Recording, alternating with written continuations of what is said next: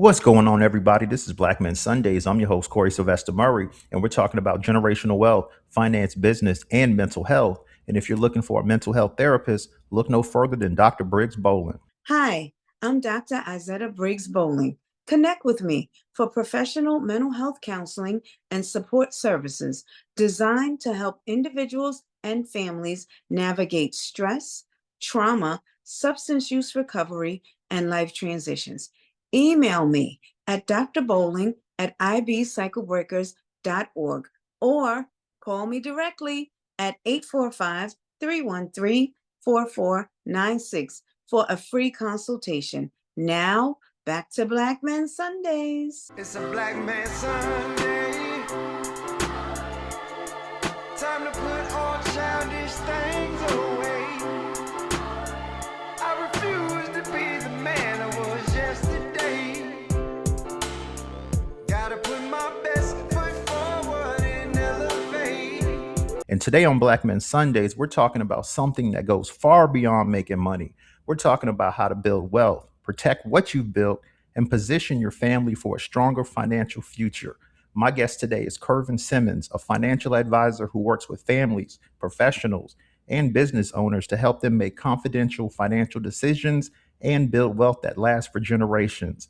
And with his background in coaching and collegiate athletics, he brings a mindset of discipline, consistency, accountability, and preparation to financial planning.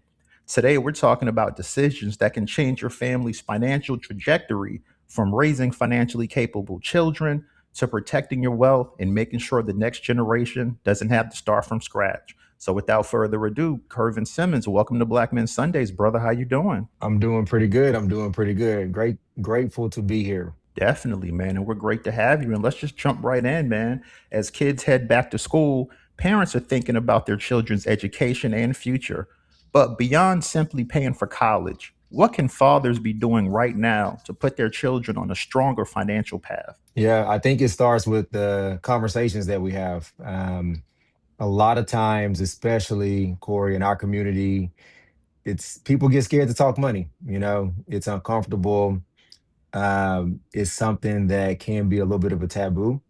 But starting to have those conversations with your kids as young as middle school can be very helpful. That way they can start to see and build some good habits. A lot of times when I think about the relationship that people have with money, it's often molded in your childhood, right? You think about how you watch your parents react with money, or your cousins or your aunts, uncles. And so when you kind of see what people do and understand their story and have an idea of why someone may not spend as much, it allows you to make good decisions. And so I think just having those conversations can be very helpful. Got you. And beyond simply paying for college, what can fathers be doing right now to put their children on a stronger financial path? Creating different accounts. I think part of it is, opening up a college fund, but everyone isn't going to college nowadays. There's a lot of different ways to have success, right? You got athletes, you got social media, you have gaming, you have all these different ways to build success. So I think part of it is putting money away for other opportunities, whether it's, kids want to explore what it's like to travel, because part of it's experience, right? And so understanding what your kids want, understanding putting money in places where it can work, it can grow, knowing the type of accounts to put money towards. And then also, it's the time. I think a lot of it is knowing how to invest in areas that replace the time value of money.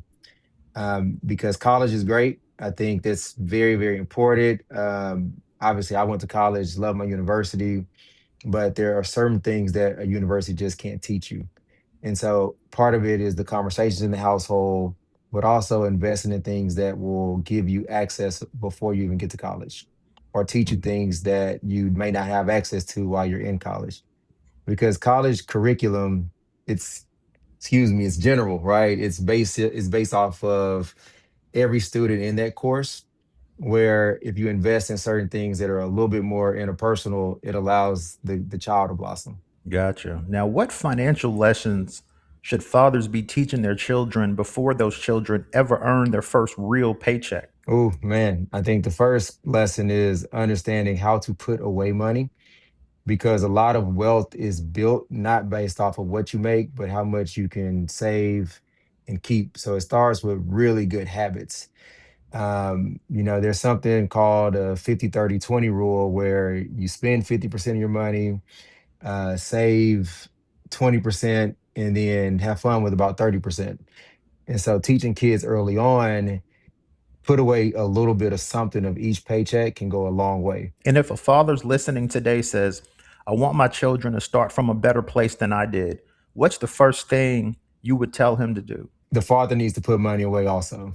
Going back to what I just said, Corey, 50/30/20 is something that we try to educate clients on if they can.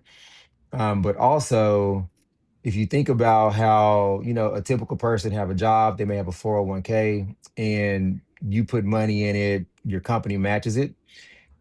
Something to encourage kids to start saving is to take that same mindset to the household.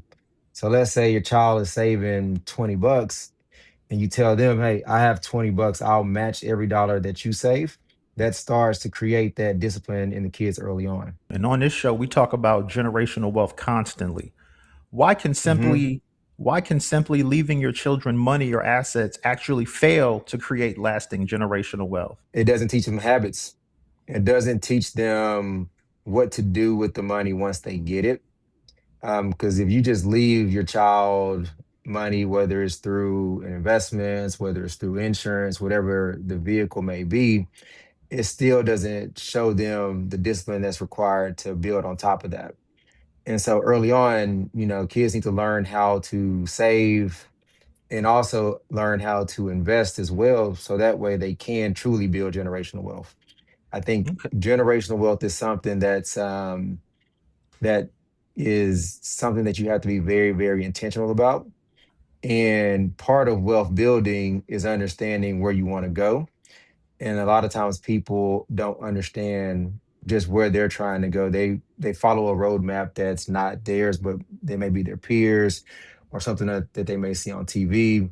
And so parents, if they want to make sure their kids have really good habits, the kids have to understand where they want to go. The parents have to understand where they want to go and teach them how to put money aside and really let it build and grow. Now, Kervin, you spent part of your career in coaching and collegiate athletics. What did I coaching did. teach you? Yeah, so what did coaching teach you about discipline, accountability, and having a game plan? And how does that show up in the way you help families with their finances? Part of it is the early workouts, man. You start off the day at 5 a.m. on the athlete side. On the coaching side, in order to get everything set up, you may get there at 4 a.m. But it compounds habits on top of habits daily. You think about any successful football program, there's one goal. Everybody knows what they're trying to do. Everybody is in sync. There's a very strong culture.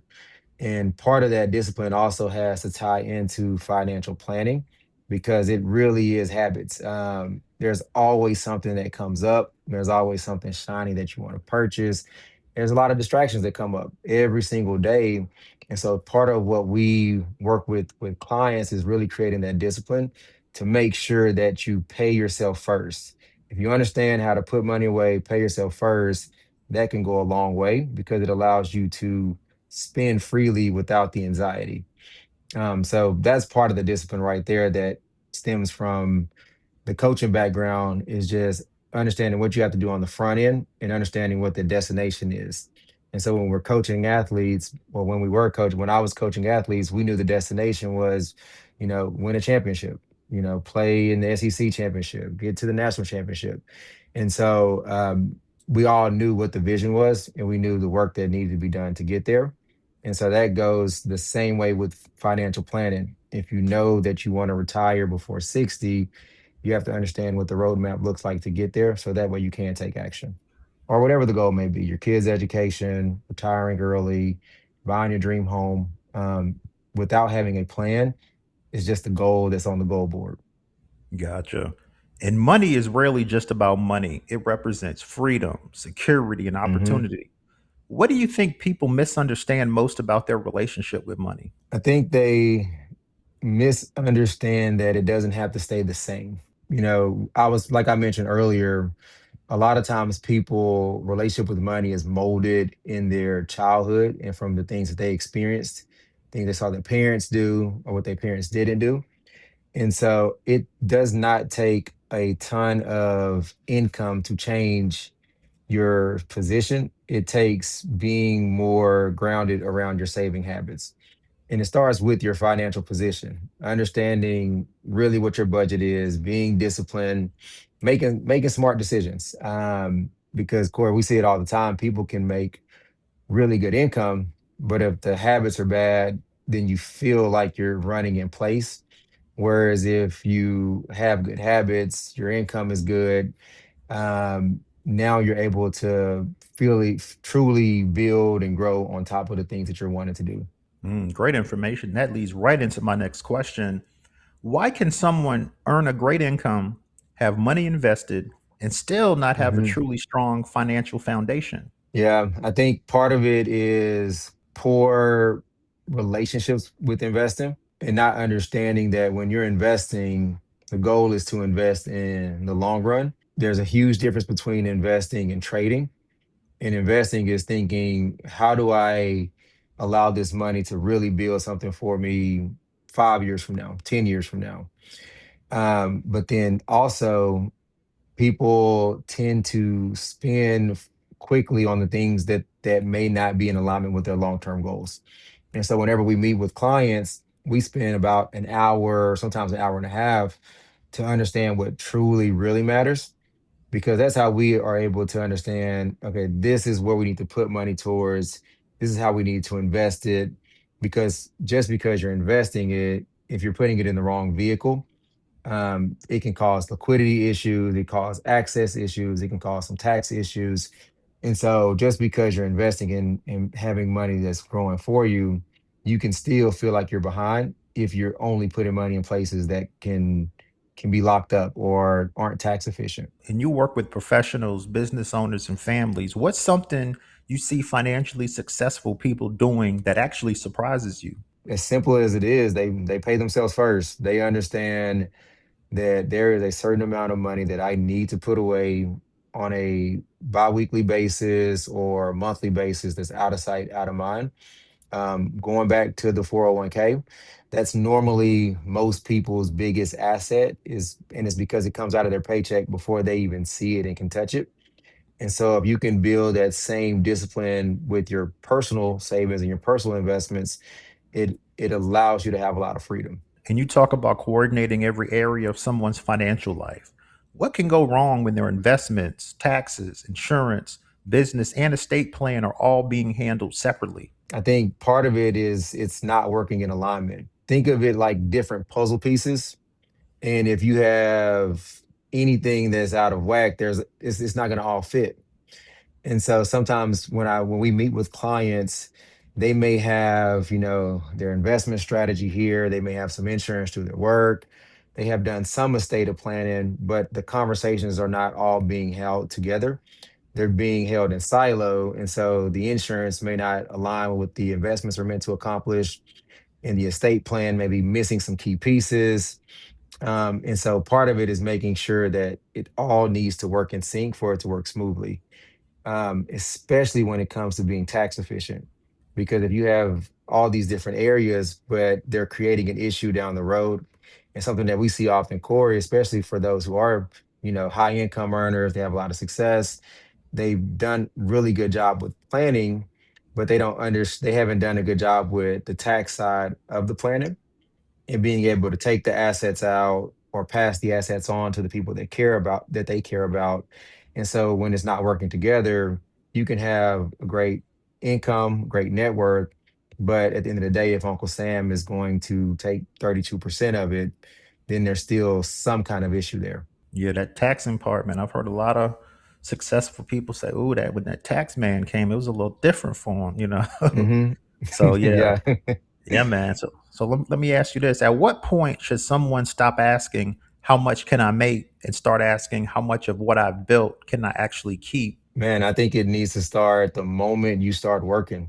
That's the unfortunate thing is going back to college, we learned so many different things. You learn, your sciences, your accounting courses. You have a lot of courses that you'll take, but a lot of times they don't teach you what to do once you get the job and once you start making money.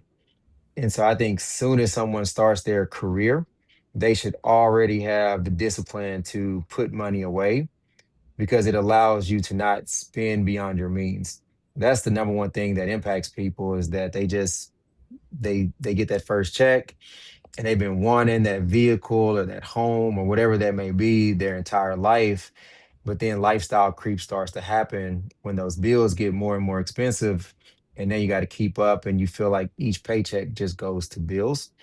And so early on, if you just can build a habit of putting something away, day one, once you start your career, it creates a lot of success in the long run. Yeah, that's why you hear about teachers who, they started putting money in certain accounts, or people who didn't even go to college or have a high income paying job, but they had really good discipline over the years of their work career and they became millionaires just by making sure they put something away on a monthly or biweekly basis. And I've spoken with a lot of brothers that say, you know what, man, I don't need a financial advisor. They're just going to take a percentage. They're just babysitting my money. I can watch it. I can do the trading. I can do the stocks Mhm. myself. But I'm going to ask you, what benefits can having a financial advisor do for you? Yeah, I think part of it is education and understanding how it all works together. If an advisor is only managing your stock portfolio, then yeah, I wouldn't. I may not recommend that advisor because there's so much more that goes into financial planning and financial security than just your investments. Your investments have to coordinate with your tax planning, and then your tax planning have to coordinate with your risk planning, and then it has to coordinate with your liquidity because how soon you want to have access to your money. And then on top of that, even those who are very, very successful, have a high net worth, they still run into an estate planning issue. And so working with a professional allows you to really build a solid game plan, not just around the investments, because part of building wealth is investing properly and allowing your money to grow. But then the other side of it is, okay, how do I take this money out as efficiently as possible? And that's where a really good financial advisor normally shows their ability to shine. But then also during times of economic uncertainty, it's easy to invest properly and do well when the market is doing great. But when there's a '08, a 2022, early 2000s, you see times where there's recessions. That's where having someone in your corner and really making sure you have a game plan to weather those storms matter. Gotcha. And for our brothers and sisters listening to the show that are looking for a financial advisor, how can you be contacted? One way is through LinkedIn, full name Kervin Simmons, Simmons, first name Kervin.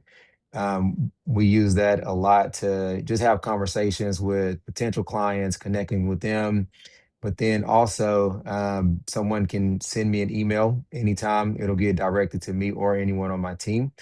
And that's, first name Kervin, period Simmons at nm.com. Okay, great. All right, fellas, the stage is open. This is Black Men Sunday. Say your name, the city and state you representing. Let's go. My name is Kalali Dogbe. I'm calling from out of Prince Frederick, Maryland. Um, Thanks for taking some time to share some information with us. So I really really appreciate that. The point you made about people really have needing to have like the knowledge, the financial knowledge, to pass down. That really hit a chord with me because we've done some other shows. And I've listened into some other shows, and one of the topics that comes up is that generationally when people pass on assets and different things like that. Sometimes the next generation either doesn't know how to handle it, or they might squander it, or they just manage it in a way that maybe not be the most optimal way. So, could you speak a little bit more about the importance of passing that knowledge down from generation to generation? Yeah. Something that we talk through with clients, and our goal is to our logic is if you teach someone how to fish, they'll never go hungry. And so I think educating and having conversations around budgeting is where it starts. Having conversations about the what ifs, that's the number one thing that can make someone be in a really good spot financially to having to pivot completely. Having a plan if someone gets sick, injured, pass away unexpectedly. That's foundational. It's not fun stuff to talk about, but I've seen where families avoid that conversation. And then when the moment happens, everyone scrambles. And so if you can have those tough conversations on the front end about what happens when, this family member gets too old, who's going to take care of them? When this Hmm. person passes away, what do we want to do with the real estate, the properties? Just having those conversations because, it's guaranteed everyone who comes on this earth is going to leave at some point, and it's guaranteed that we're going to pay some form of taxes. And so if you have conversations around those tough things, it makes legacy planning significantly easier. And then also understanding, I don't think anyone has to be a wizard around, investing and picking the right stocks. I think it's important though to understand that investing is not gambling when you think about the history of the stock market and that it's positive most of the time. And so in our community, especially when someone's new to investing, it can be scary, it can be risky. And so just understanding that most of the time the market's positive and being okay with putting money away for the long run. And so teaching that to kids. Okay, that's good information. So you talk about, most of the time the market is positive. How do you talk people through when the market is negative, when times aren't so good? You got to have a plan. That's part of it, is having a plan for the plan. History shows us at least once a decade, historically, there's been a recession once a decade.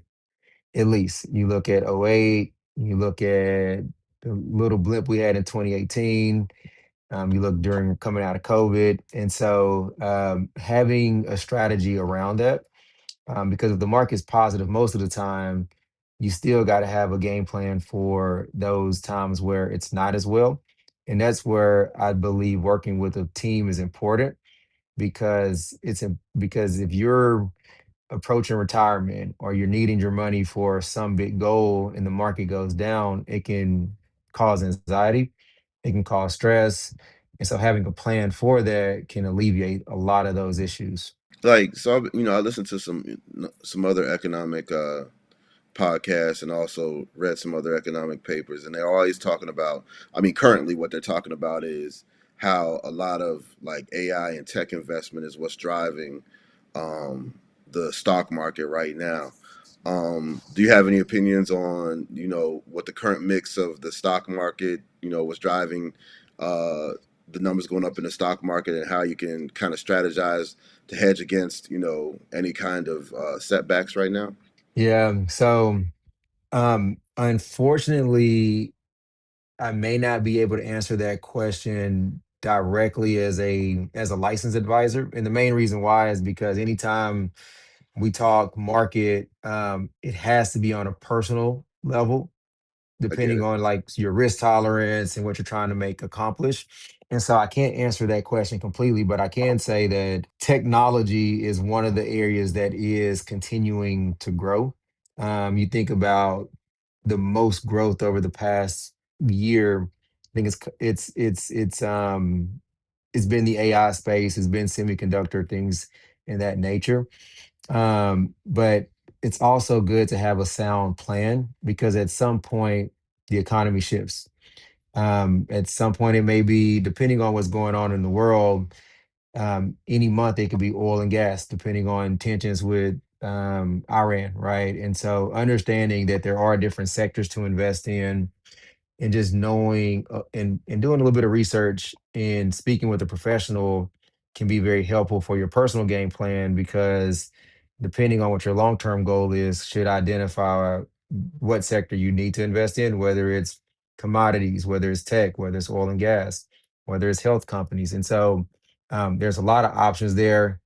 I can't give like direct advice in a open platform. Understanding that the market is cyclical helps out a lot. Yeah, and it's like you just said like a whole lot of stuff. Like, you might have to look for, different things happening in terms of like war or what's going on in the tech market and different things like that. And for somebody who's just looking at and starting and investing, all that can sound very complex. How do you simplify it for your clients? I think part of the habit is putting something away consistently. But then Mm, the second thing is if someone is new to investing, educating them on things like index funds, mutual funds, ETFs that aren't all your eggs aren't being put in one basket. And so just under helping them understand what those kind of things, what those vehicles look like, because it helps diversify a lot of the risk.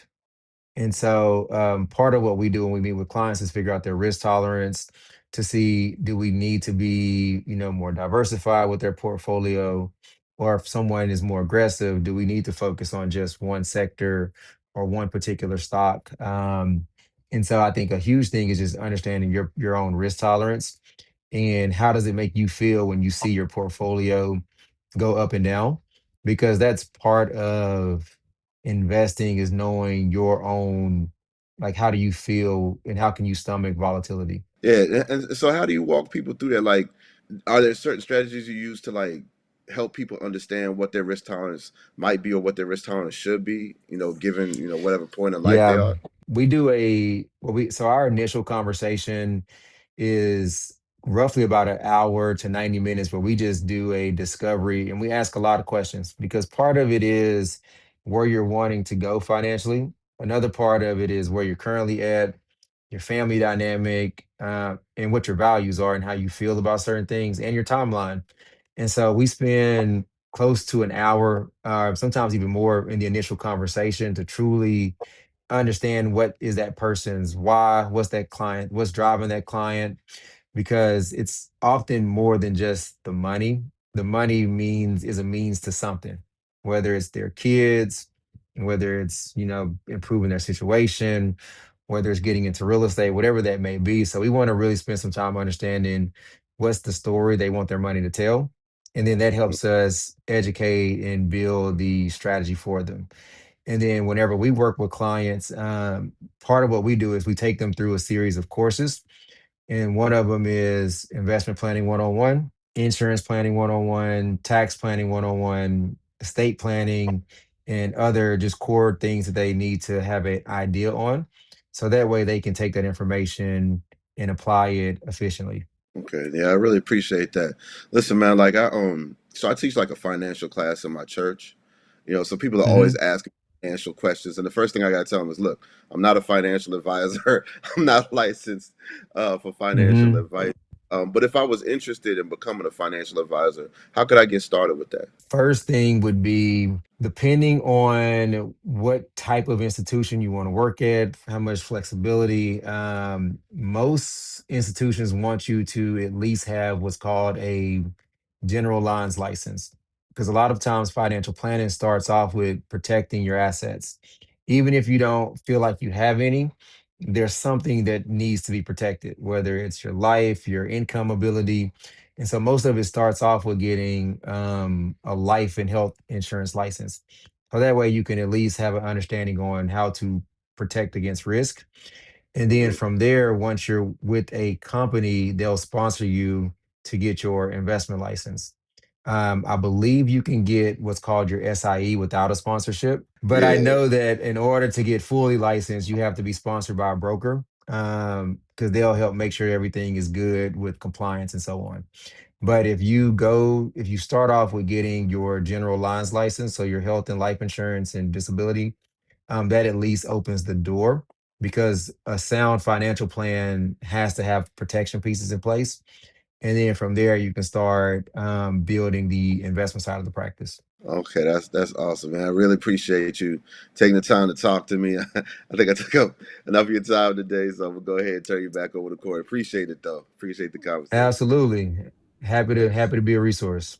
Yeah, man. So Kervin Simmons, you enjoying yourself on Black Men Sundays? I'm enjoying it. I'm enjoying it. I am very passionate about the teaching and the coaching side of just financial literacy. I think that it was always a calling of mine. I just thought that my calling was teaching and coaching athletics, but life has showed me that it's teaching, it's coaching, but it's more so financial literacy, wealth building, and wealth preserving. And so being able to share any information on this Sunday has been very fulfilling. Definitely, man. Well, let's jump back into it. It is estimated that only 2 to 5% of financial advisors are black. Why do you think representation in this industry is so low? And what impact does that have on black families who are trying to build and protect wealth? Man, that's a great question. I think part of it is a lot of us did not know this industry even existed and was a thing until probably around 2019, 2020. I think COVID made a shift around financial literacy and our community really wanting to be more sound around making good financial decisions. And then, Corey, to answer your question about the impact, I truly feel that representation matters because if there aren't Black financial advisors, there's a lot of people who are overly looking serving our community. No offense at all to my white colleagues who also work in the wealth management space, but their niche market and who they're working with is normally going to be people that they get referred to, people that they get introduced to. And so part of the reason why I love the work that we do is because we work with a lot of clients who do look like us, and we're able to have those conversations, and the trust is there, is built pretty quickly because we may have similar experiences, can kind of relate to things more easily than if someone doesn't look like you when it comes to being a minority and having these conversations. Because as a black man, it's already tough to talk finances, especially if you're brand new towards it. And so having someone who look like you, who can understand your background, helps out a lot. But I do think that that 2% number, that 2 to 5% number, lets me know that we still have a lot of work to do because our community is definitely underserved. And what do you think needs to change to get more black professionals into financial services and ultimately give more black families access to advisors who understand the communities that they serve? Yeah, I think understanding of the opportunities in this career. A lot of people don't know what's possible when it comes to being a financial advisor. I'll talk a little bit on it, but you have really great work-life balance. You have the ability to make a huge impact, and the income potentials can be pretty substantial as well. But not enough people understand that even an option. I didn't even know that it was an option when I got started.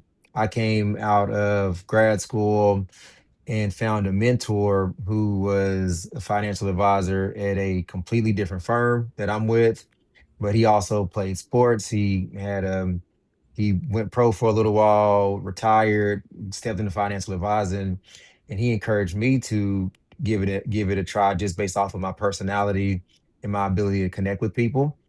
And I had no background around financial planning. I thought it was the craziest idea ever because could not tell you what a Roth IRA was, could not have told you about anything stock related. But once I got into the industry, I got the education. Uh, it helped me significantly, but now it allows me to pour back into others. Even in my local region here in Houston, the firm that I'm with, that I partner with, there were only 3 Black advisors at our firm when I got started. In this area covered Houston, it covered Austin, San Antonio, and so it covered a huge region, but the representation wasn't there. It changed. It has changed significantly since COVID, but still have some work to do. Wow, yeah, that's interesting because we had an executive from Wells Fargo that first mentioned that number, and I was really shocked that the numbers were that low. So I appreciate your response on that. Now, Kervin, you're a husband and a father. How has fatherhood changed the way you think about wealth, protection, and the legacy you leave behind? Yeah, it's made the conversations with clients even more, I would just say, real and significant. I became a father back in March. And so part of legacy planning, I was educated and could talk about it, but now being a new dad, it hits even harder. Like the conversations that I have with clients, I let them know the first things that I did as a parent when I had my daughter. And it's just simple tools that families can implement to just make sure that they're doing things the right way and giving themselves a head start. And part of it is talking it when, before I became a parent, but once fatherhood came, Corey, it completely increased my passion around legacy planning and making sure that even my own household is very, very grounded with our finances. And it's made me push clients even more because I know when they say that their kids or, improving their situation is very important to them, it allows me it's giving me more conviction to challenge them. And what's one financial conversation you wish more husbands and wives were having before making major decisions about their money and their future? Alignment on their goals. A lot of times we run into couples who have not enough alignment on the things that are very, very important to them financially. And it should be that you're working together to achieve those goals, not working against each other, because that'll just make the road even more difficult. And so having conversations and really spending time to discuss money. I think one thing that couples could easily benefit from once a month, if they just sat down and talked finances. This is where we're at. This is where we want to go. What can we do to make sure that we're on track? Just once a month. Doesn't have to be every week. Doesn't have to be daily. Just once a month, sit down and have a conversation around money with each other. And my final question for this episode: if you can go back and sit down with your younger self before you became a financial Mhm. advisor, what would you tell yourself about money, wealth, and building a legacy? Man, it's a great question. I would tell my younger self, start investing early and put money away quickly. Before becoming a financial advisor, I just lived life pretty much day to day, especially when it comes to the financial planning side of things. I've been in the career now for about 8 years, and I think about me before being in this career. If I would have had someone tell me to save significantly, but even I think about where my parents are at and the decisions that they made growing up financially. I think that's the part that's very, very important of having someone who looks like you who can help be your advisor and work in your community. Going back to what we talked about earlier and having more representation. I think if our parents were having these conversations, and what you're doing with your platform, Corey, is phenomenal because it's allowing the conversation to be had. And so I would just tell my younger self, start investing soon. First job, even if it's in grad school, put something away that can just work and grow. I started grad school in 2016. I mean, the stock market has grown significantly over the past 10 years. And so I wish I would have known more about investing at a younger age. Wow, yeah, that's great information, man. Well, I want to thank you for coming on Black Men Sundays, man. This has been amazing conversation right here. We've covered everything from preparing our children financially, building generational wealth, to protecting what we work so hard to build. But I know there's a lot more that we can unpack, especially when it comes to financial blind spots that successful families and business owners often miss. So, for those of you that are subscribed to our exclusive, we're not done just yet. We're going to take this conversation a step further. It's a black man Sunday. Time to put all childish things away. I refuse to be